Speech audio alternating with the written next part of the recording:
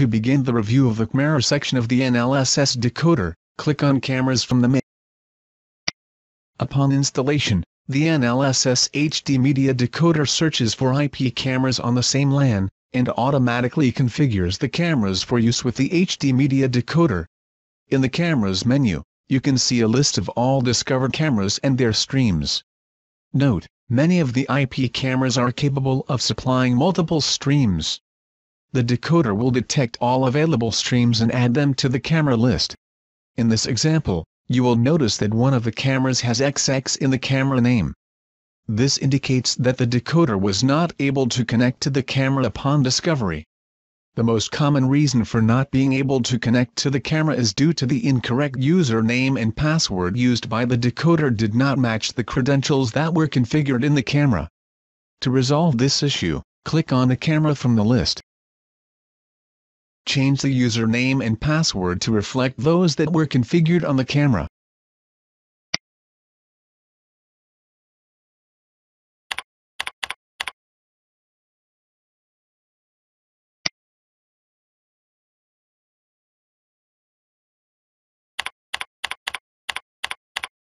Click on Save. Now that we have updated the username and password on the decoder, we need to try connecting to the camera again. Start by clicking on the camera from the list. Click on the Refresh button to connect to the camera with the new credentials that were created. Now that we have corrected the credentials, the XX has been removed from the camera name and each stream from the camera is shown in the camera list. Cameras not located in the same sub-network as the decoder can be manually added. Click on the Add button to add a camera. Enter a name for the camera to be added. And select the driver type for the camera from the drop-down menu. The available driver types are Panasonic RTSP, Sony, Axis, IQI, Aricot, Pelco, OnVIF, and Variant Encoder. Once the driver type has been selected, complete the rest of the fields for this camera. Enter the model, IP address, and the username and password that was configured on the camera. Once done, click on Save. Again, it is only necessary to add a camera when it is not located on the same network or LAN segment as the decoder. Those cameras that are on the same network will be discovered by the decoder and added to the camera list. Next, we will take a closer look at the camera parameters. We will start by selecting a camera stream from the list. Please note, the decoder does not change anything on the cameras themselves. Rather, the decoder creates internal configurations for interacting with the cameras it discovers. The values the decoder gets from the camera itself cannot be edited by the decoder. Only the values supplied by the decoder can be edited, username, password, etc. Any configurations that are needed to be done to the camera must be done through the camera-provided web interface.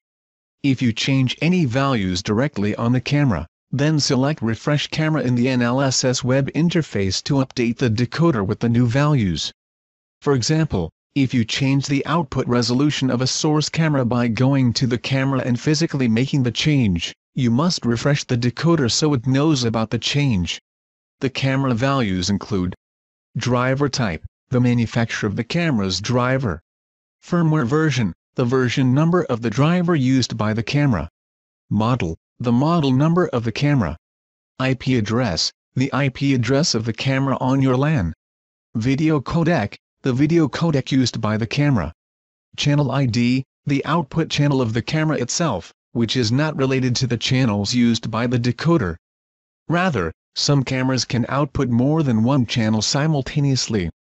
This parameter lets you choose which camera output to process through the decoder. Width, the pixel width of the video stream output from the camera; height, the pixel height of the video stream output from the camera; frame rate, the frame rate coming from the camera; bit rate, the bit rate of the video stream from the camera; PTZ cam, whether or not this camera is capable of pan, tilt, and zoom movements; audio enabled, this parameter will appear as true only if the selected camera is capable of audio. If audio is enabled, 2 additional fields will be displayed as well. These fields are audio codec, the codec used by the audio track in the camera stream. Audio sample rate, the sampling rate of the audio track in the camera stream.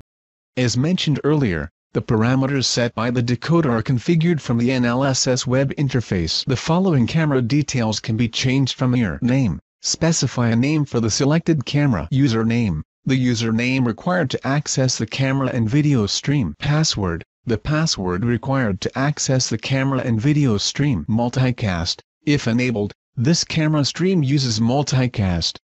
If disabled, it uses unicast. Play audio. Whether or not the audio is muted on the decoder orientation, this setting is used in conjunction with the orientation setting that was done in the decoder info screen. The idea is to set the decoder to match the output stream of this camera. Some cameras can rotate their output signals, but some can't. Since the decoder can't automatically determine the rotation of the source stream, you need to tell the decoder what orientation to expect from this camera. In some cases, you might need to try several orientations for each camera to determine the correct results.